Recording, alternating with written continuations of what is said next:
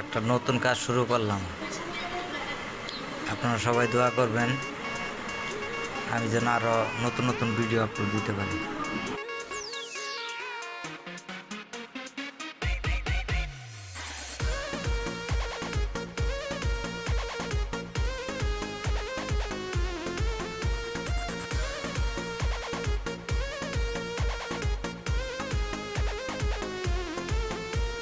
छीटा जवानी के उड़े दहो, मनवा से मनवा के जुड़े दहो।